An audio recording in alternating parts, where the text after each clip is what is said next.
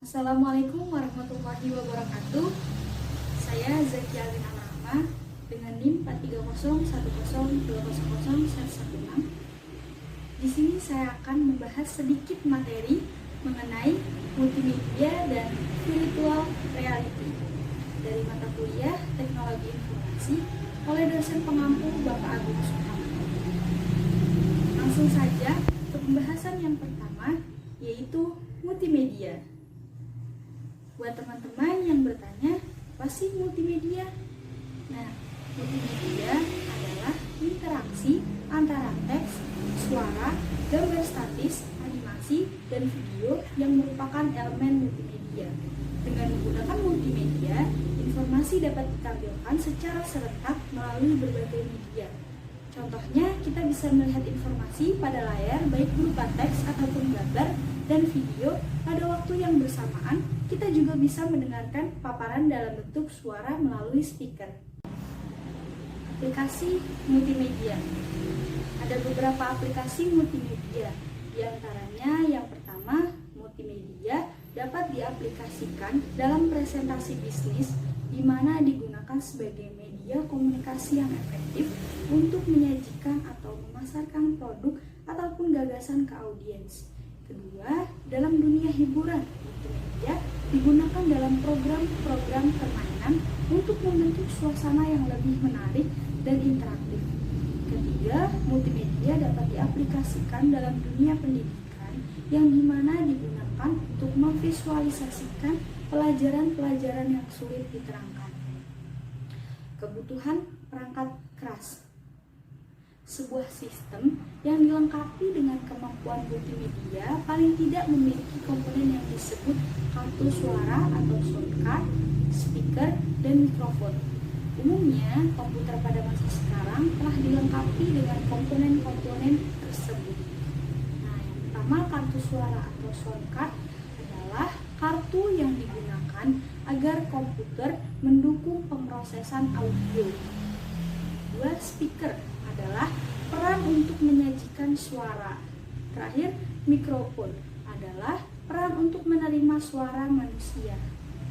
Selanjutnya, elemen multimedia. Sebagaimana telah dipaparkan sebelumnya, elemen multimedia terdiri dari teks, suara, gambar statis, animasi, dan juga video. Teks merupakan bentuk media yang paling utama digunakan dalam menyajikan informasi. Teks dapat disajikan dengan berbagai bentuk maupun ukuran. Suara merupakan media ampuh untuk menyajikan informasi tertentu. Misalnya, untuk mendengarkan cara pelafalan sebuah kata dalam bahasa Inggris dengan bantuan suara, pemakai dapat melihat kata dengan tepat. Gambar statis. Kata pepatah, gambar mewakili 1000 kata. Hal ini mencerminkan bahwa sebuah gambar seringkali dapat menjadi lebih berarti bagi seseorang daripada sejumlah kata. Umumnya gambar disimpan dengan cara dimepetkan. Tujuannya untuk menghemat ruang dalam penyimpanan eksternal. Banyak format yang digunakan dalam sistem komputer untuk penyimpanan gambar. Selanjutnya, animasi. Animasi berarti teknik untuk membuat gambar yang bergerak. Teknik animasi yang sangat terkenal adalah morphing. Nah, untuk teman-teman yang belum tahu bagaimana sih teknik morphing itu, nah contohnya seperti ini ya teman-teman. Nah, teknik ini dilakukan dengan menggunakan konsep metamorfose dari suatu gambar awal menjadi gambar lain. Terakhir, video. Video menyertakan serentetan gambar yang menyiratkan suatu kejadian dan biasa disertai dengan suara. Materi selanjutnya yaitu virtual reality. Nah, virtual reality adalah teknologi yang mampu membangkitkan suasana 3 dimensi secara nyata, sehingga membuat penggunanya merasa seperti berada di dalam dunia nyata meskipun pada kenyataannya sedang berada di dunia maya. Virtual reality adalah teknologi yang memungkinkan user atau pengguna dapat berinteraksi dengan suatu lingkungan 3 dimensi yang disimulasikan oleh komputer terhadap suatu objek nyata atau imajinasi, sehingga membuat terlibat secara fisik pada lingkungan tersebut. Virtual reality sendiri memiliki 3 peranti, yaitu yang pertama glasses, yang kedua headset, dan yang ketiga walker, di mana ketiganya memiliki fungsi dan perannya masing-masing. Yang pertama, glasses berfungsi menangkap gerakan tangan dan mengirimkan informasi gerakan ke sistem virtual reality.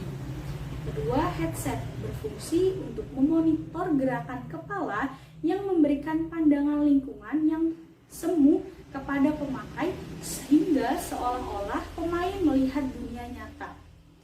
Terakhir, walker berfungsi untuk memantau gerakan kaki dan juga mengatur kaki pemakai agar dapat merasakan beban seperti kalau melangkah dalam dunia nyata.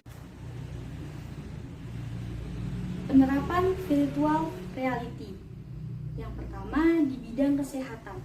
Teknologi virtual reality juga dapat dimanfaatkan di dunia medis atau kesehatan. Contohnya adalah dengan pelatihan untuk memeriksa bagian tubuh manusia menggunakan simulasi virtual reality. Hal ini tentunya membuat dunia kesehatan dan kedokteran akan semakin canggih, karena teknologi ini akan membantu banyak para dokter mendiagnosa suatu penyakit. Seperti contoh gambar yang di samping ya teman-teman. Di bidang militer, teknologi virtual reality juga jelas dapat dimanfaatkan dalam dunia militer. Penerapannya sudah dilakukan oleh tentara Amerika yang bekerja sama dengan Microsoft memakai alat virtual reality berbasis Microsoft HoloLens 2. Alat tersebut dinamakan sebagai IVAS atau Integrated Visual Augmentation System. Alat ini merupakan sebuah sistem yang dapat memberikan banyak informasi, misalnya informasi tentang peta, kompas, penanda lokasi teman dan musuh. Semuanya ditampilkan dalam satu alat. Padahal tanpa IVAS, ada banyak alat yang dibutuhkan untuk mendapatkan informasi tersebut. Nah, contoh gambar-gambarnya ini ya teman-teman. Di bidang otomotif, dunia otomotif juga akan mendapatkan manfaat besar dari kehadiran teknologi virtual reality. Dengan teknologi virtual reality, produsen mobil dapat menghemat dana ketika mendesain sebuah mobil. Mereka dapat melakukan penerapan desain di virtual reality sebelum benar-benar diaplikasikan. Contoh lainnya, penerapan virtual reality di dunia otomotif adalah showroom berbasis virtual reality. Produsen tidak perlu menghadirkan banyak mobil di showroom atau di pameran. Pengunjung cukup memakai kacamata virtual reality dan melihat mobil dalam dunia virtual reality. Selain itu, virtual reality juga bisa jadi sarana untuk berlatih mengemudi mobil. Cara kerja virtual reality. Buat teman-teman yang bertanya bagaimana cara kerja virtual reality, nah, cara kerja virtual reality, ketika kita menggunakan alat ini, kita akan terbawa ke dunia semu, yang dimana apa yang kita lihat pada virtual reality ini akan terlihat secara fisik, secara nyata, sehingga kita seakan-akan terlibat dalam suasana tersebut yang kita lihat dalam dunia virtual reality ini. Nah, teman-teman, virtual reality ini mempunyai dampak negatif. Orang yang menggunakan virtual reality sering mengalami gangguan yang disebut cyber sickness, yaitu penderita akan merasakan ketegangan pada mata disertai rasa pusing. Kadang-kadang penderita terbawa pada suasana semu yang diciptakan oleh sistem virtual reality walaupun ia telah kembali ke dunia nyata. Baik teman-teman, itu tadi sedikit materi mengenai multimedia dan virtual reality yang bisa saya paparkan. Kurang lebihnya mohon maaf. Wassalamualaikum warahmatullahi wabarakatuh. Semoga bermanfaat.